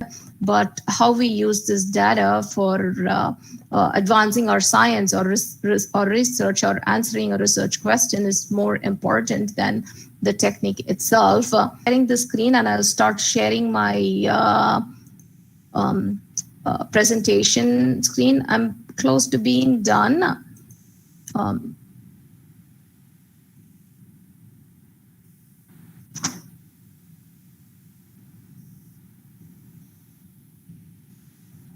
So that brings my presentation to the end. With that, I would like to thank my colleagues and my staff from Newport and the management of Newport for providing me an opportunity to work and do the research that I love. I would also like to thank this presentation, and I would like to again thank Dr. Hema Malini, Dr. Jayakumar, Dr. Jayaprakash, and for giving me an opportunity to speak with the students. And it was great seeing several fresh student faces after a long time from my home country.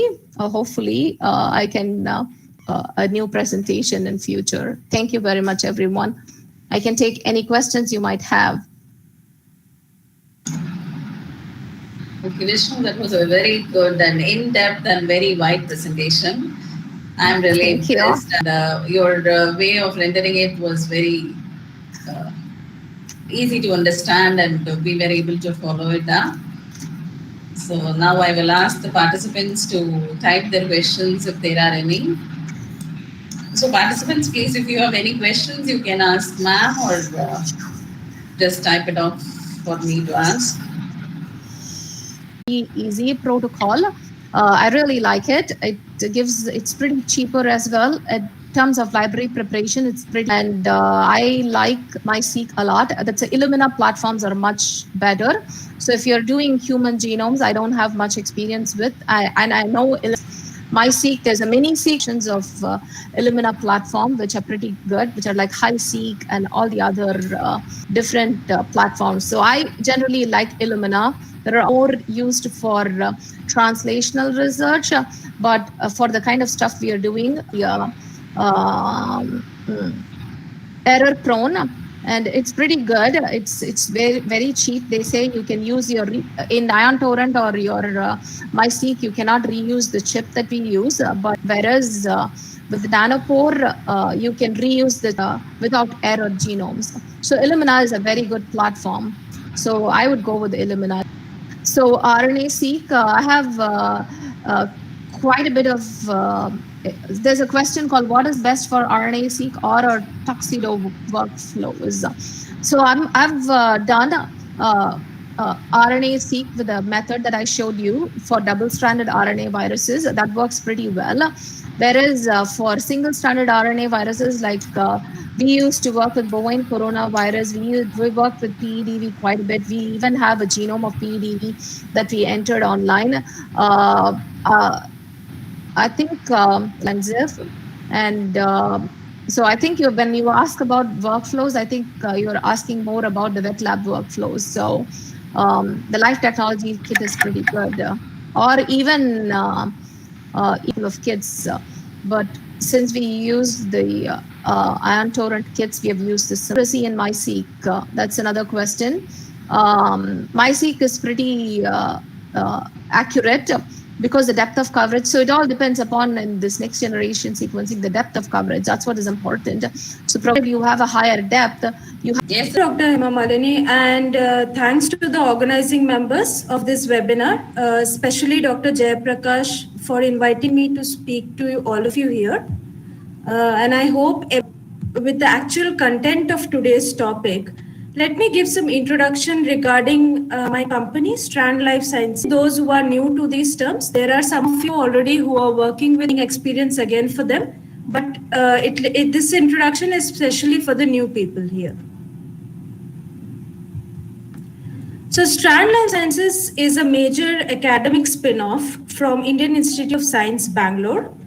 Responsibility that we are serving the nation at this hour as an ICMR recognized COVID testing center, and have built bioinformatics software for most analytics platforms, microarrays, mass spectrometry, next generation sequencing, high throughput microscopy, and digital PCR. In 2002,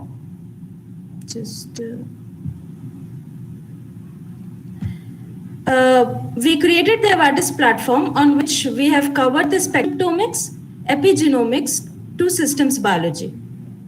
We've built performance software for GPUs, speeded up drug discovery algorithms for pharmaceutical companies manifold, created natural language processing algorithms for mining protein interactions, and systems biology platform.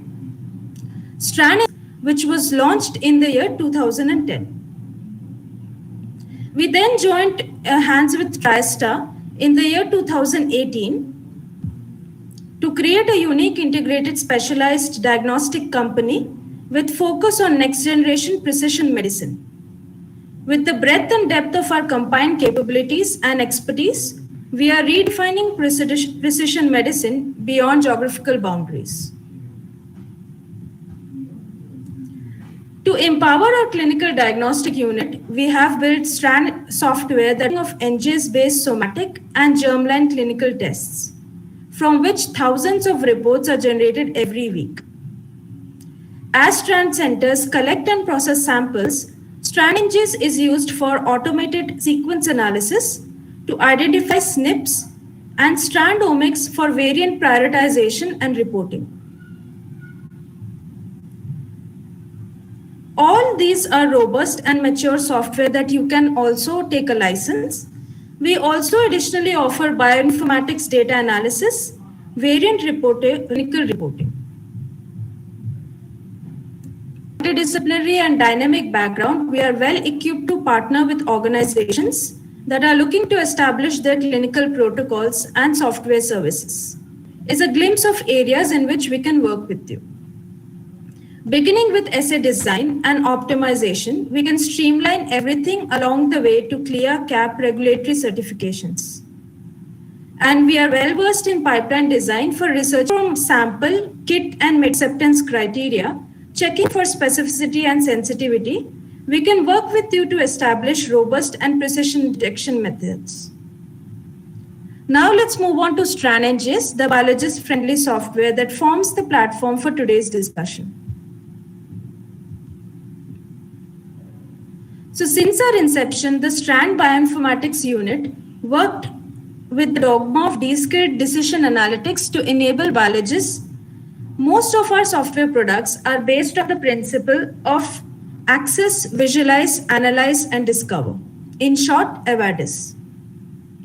This philosophy brings together a collection of functions and features within an integrated framework so that a scientist can jump into analysis, visualization, or modeling without worrying about the required statistical or mathematical principles and algorithms. StrandNGS, as you can see here, supports DNA, RNA, small RNA, chips. It is an end-to-end tool from alignment to statistical analysis and all the way up to Go and pathway analysis for biological contextualization of results. So we are also coming up with single cell studies in our next version of the tool, which is again a very upcoming technique in the sequencing world. Now, why choose Strand? We make NGS data better. So as you can see from the comparison with GATK pipeline, which is an open source, well-known pipeline, we are almost twice as fast and use much less storage space. Also, and check out the white papers and benchmarking information. Now coming to today's session, transcriptomic data analysis in StrandNGS. I am Vaishali Chakravarti and I've been a part of Strand for more than 6 years now. And currently I'm working as an application where we are developing biologist-friendly software solutions with the core focus on sequencing data analysis and management. So I believe that the bioinformatics department in Bharatiya University already has a StrandNGS software license. So many of you must have already used the software. So I will be talking more upon the use cases on which we can use StrandNGS software. So in this webinar, we'll be going over 2 use cases. The first use case comes broadly under the genomic data analysis area, where I will be showcasing SARS-CoV-2 analysis in StrandNGS. So since with the COVID-19 pandemic and it's very upcoming for research areas, we have already done some of the analysis in StrandNGS, the tool, and some part I'll be showing you how we did it in the tools. Now, in this case, I will be covering the sections of amplicon analysis, where we'll see about the annotations that are required, then alignment, then kit assessment through target region QC, and SNP calling.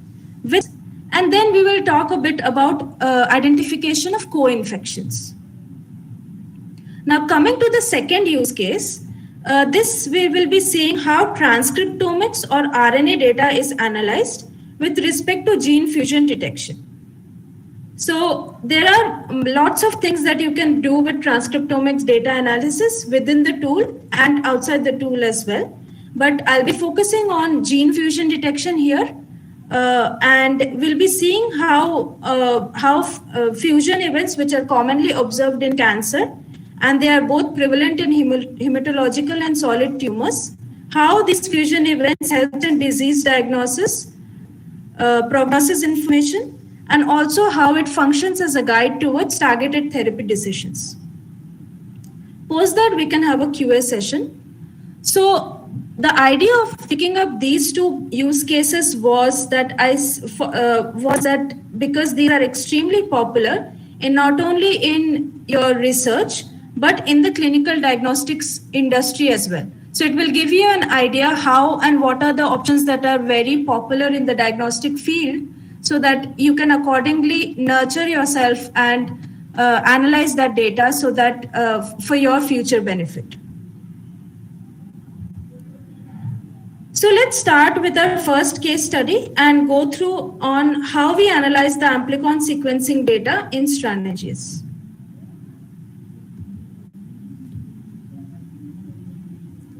and containment of COVID-19 virus, the entire research community, as I mentioned previously, is currently focused on tracing the spread, be it on a cluster spread or a community spread, understanding the zoonotic transmission route, predicting the virus evolution over time across the globe, and the response of viral strains to various therapies. For this, the amplicon kits targeting the entire viral genome or specific set of viral genes serve as the starter kit for researchers. But before we start any kind of research, we first need to see how these kits are evaluators. We can easily help out with our workflow known as target region QC. So let's see how it's done. For this analysis, I had downloaded samples from 2 datasets that are from different geographical locations, USA and Australia. And we had about 5 samples from each of these projects hosted on the SRA NCBI website. Now, first of all, I would like to thank authors for making these datasets publicly available. Now, as we all know, sequence analysis is finding the reference. The annotations manager in StrandNGS acts as the central repository for all such reference sequences and transcript models, thereby making it, just like dozens of organisms, the SARS-CoV-2 annotations are also available in our server. So you can get started with your COVID-19 analysis right away after downloading these annotations locally. So you don't have to download every time. Once you download it, it will be there in your local machines, and you just have to import the data and proceed with your analysis. Now, before proceeding with the amplicon kit evaluation, let us first understand about the sample reads and their alignment to COVID-19. The base composition by position, the read quality plot, and the read length distribution plots. If there were any glitches run, it would have been apparent. The samples at hand for both the USA and therefore we are good to proceed further. Now let us move on to alignment of these samples to the COVID-19 genome. So these are the parameters which I ran the alignment with. Note that the StrandNGS can handle all kinds of read trimming, primer clipping, UMI based tagging, clustering, a number of multiple scripts or running from one tool to another. You could simply enter your read construction information using a simple wizard in the StrandNGS tool and see the alignment results as a neat table on the other end of the analysis. So this is how the alignment, we can see that almost all the sample for the USA sample. So it's almost close to of alignment. And same here for the Australian samples. This had a better alignment percentage where all into our second case study, that is gene fusion detection using transcriptomic sequencing data. So gene fusions are and were known to be common, such as acute myeloid leukemia and various sarcomas like liposarcoma. However, these events were thought to be uncommon in solid tumors.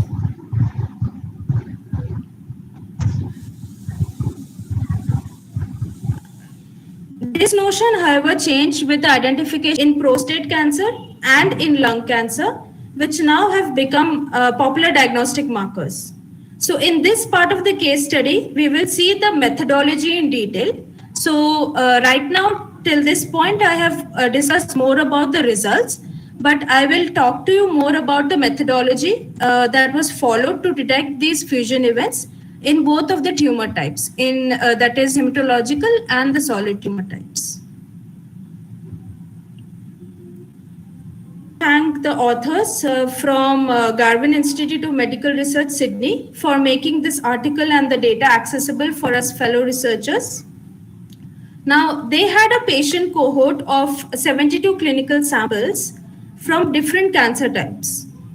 The authors have created specific and defined panels for the genes that are involved in solid tumors and another panel with genes involved in hematological tumors.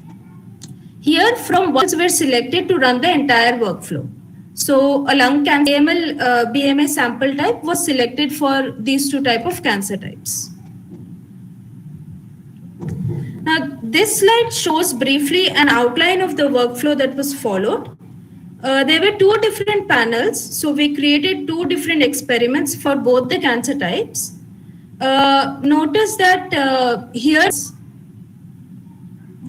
but have run the alignment against transcriptome and genome. So I will be talking more about this sometime later in the presentation.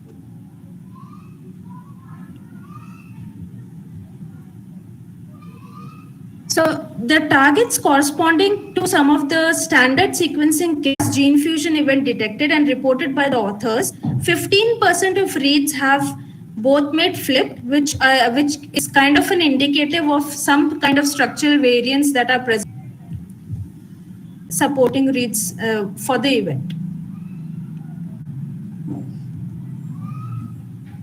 So this is an overview table which combines the authors and our findings. So notice that the first event in AML was not detected with any other detection method here, and such as FISH, but was detected by the authors, probably because this is an interchromosomal event and it's easier to detect it via sequencing methods. The second event detected in the lung sample had Ros1 rearrangement, which is an intrachromosomal event and having close to 41 million bases between the two fusion genes. So both these events were detected in strand ranges with quite significant number of supporting reads of 195 for the AML sample and 145 for the lung samples. So the gene fusion event detected in the lung sample Ros1 EZR is illustrated here. So this is the Elastic Genome Browser, and it has many properties to visualize any structural event or read coverage or any mutational events such as SNP easily. So even if you find the events, it is not enough to just mention it in your paper or your project that these are the events that I find. You have to visually show it. And so Genome Browser is an easy way to show the events. And I'll be switching to a short clip here, a video clip that I've created where I'll show how the event can be visualized and interpreted in the Genome Browser. So I hope the network will be fine. Just give me a minute.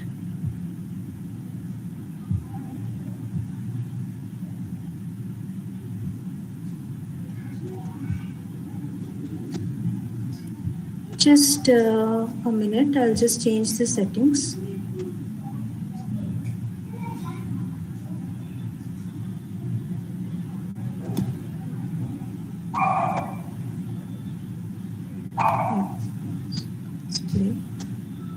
So since it's much easier to understand the different options that you have in the Genome Browser, I've created this clip.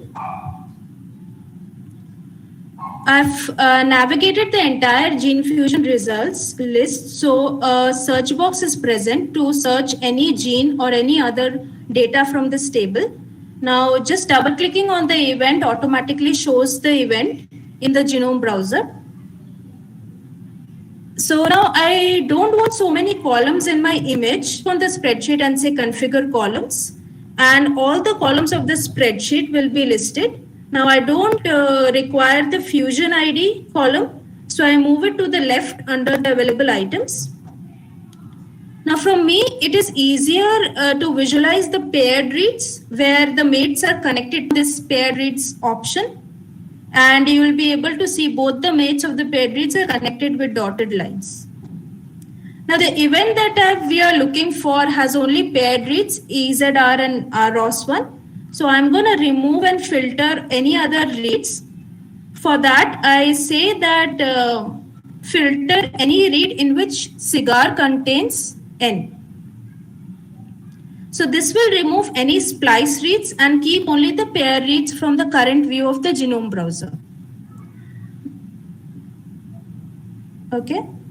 Now on hovering over the read, you will get all important information of the read. For example, here mate 1 of the read pair is getting mapped. This is the mate 1 is getting mapped to Ros1 gene. This is the Ros1 gene transcript name that comes up. And it here is getting mapped to the EZR gene. So it gives a transcript and exon level information as well. So 24, 25, 26 here are the exon numbers. So it will tell you also which of the exons are getting fused. Now notice that a distance of close to 41 million bases are there between these two genes. Still, we are able to visualize it in the Genome Browser clearly. This is due to the elasticity property of the Genome Browser, where pins in different positions are added and to bring in those regions close to each other. And you can also add a pin and remove a pin. And these pins are movable, so you can bring any region close or far away from one another. So you can play around and move the pins as well. Now I want to save this fusion event. So I'm going to add a comment here and save it as a bookmark. So you can add any notes that you want and save them for your future benefit. Yeah. So this clip was to give a gist of features present in the Genome Browser to play around with. This was just the fusion event that I showed, but the Genome Browser can easily be used to view copy number variants, structural variants, SNP variants that I had shown in the previous study as well.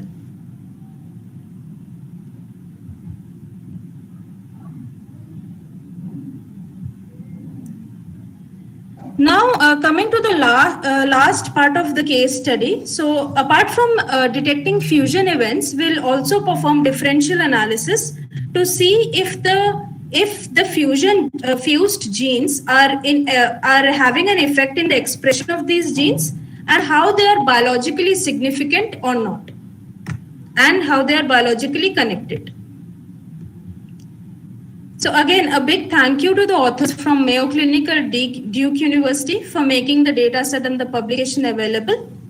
So in this study, there were 76 samples from different cancer types, including some normal tissue samples as well. So I selected 6 prostate cancer samples, which were grouped in the software based on the tissue type. So 3 of them, if you see, are from the tumor tissue, and 3 are from the normal prostate tissue.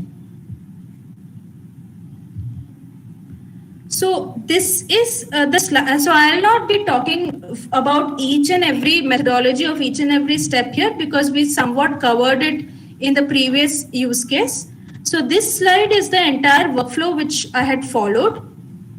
Now, until the fusion detection, the workflow remains pretty much the same as the previous one.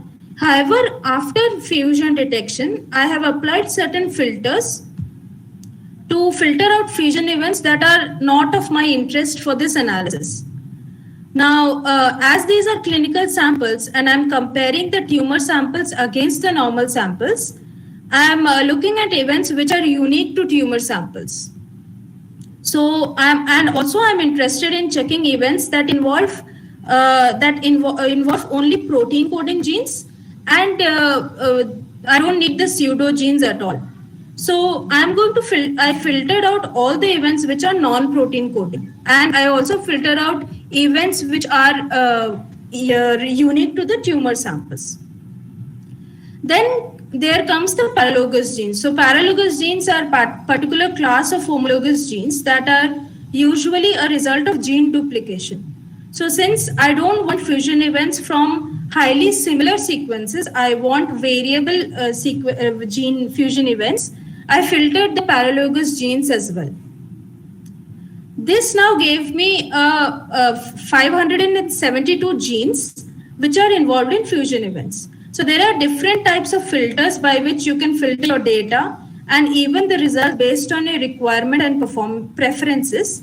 And the StrandNGS UI makes it very easy to customize or add any filtering options in the tool. Further, we compared the genes involved in fusion events with a curated set of known events. And lastly, we applied a statistical test to see if genes are significantly different or not. And then we mapped these genes to pathways. So the authors had provided a curated list of known genes which are known to be involved in gene fusion. So we imported this list of genes into StrandNGS and compared it to the 572 gene list, which we got after our gene fusion detection results. Here now we found that 10 genes were common with the curated gene list, and these 10 genes also included the TMPRSS2 ERG gene fusion event.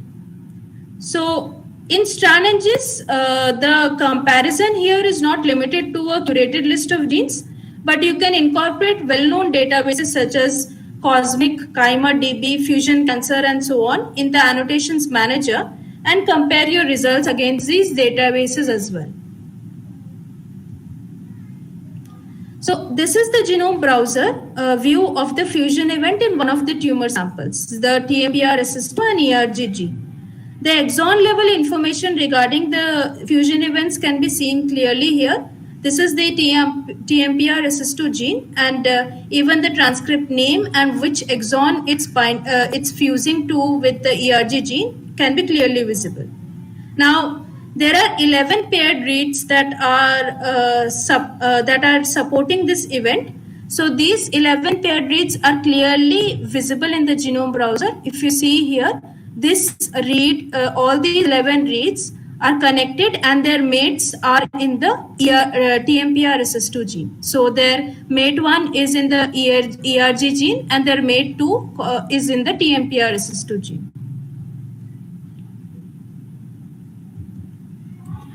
Now, when I perform a differential gene expression analysis on these 10 genes we ran a conventional unpaired t-test, and also the more in these days the EGART test, and in both these tests the ERG gene came out to be significant and differentially expressed.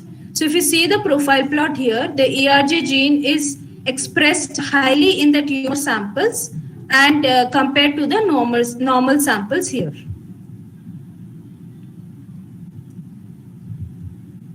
Now further, we mapped the two genes, that is the TMPRSS2 and ERG gene, to a specific set of pathways, which are related to prostate cancer. So there is a functionality in the tool to import wiki pathways and other pathways from file. And I imported the two specific pathways from wiki, which are only related to prostate cancer. And this image depicts the androgen receptor network in prostate cancer. So the two genes which match to the pathway are present in highlighted in yellow here. So this is the overall pathway view of how it comes up in StrandNGS. You can of course drag and zoom into any part of the pathway. So let's zoom into this view of the pathway to see the connections more clearly. So now both of these genes are connected to the androgen receptor here. So if you see the normalized signal value in the table as well as in the quilt plots, so there seem to be the expression values for the TMPRSS2 gene in both the normal and tumor sample seems to be same. But in the ERG gene, this gene shows a higher expression in tumor samples compared to the normal sample, and it's clearly seen that it's connected to the androgen receptor. So the expression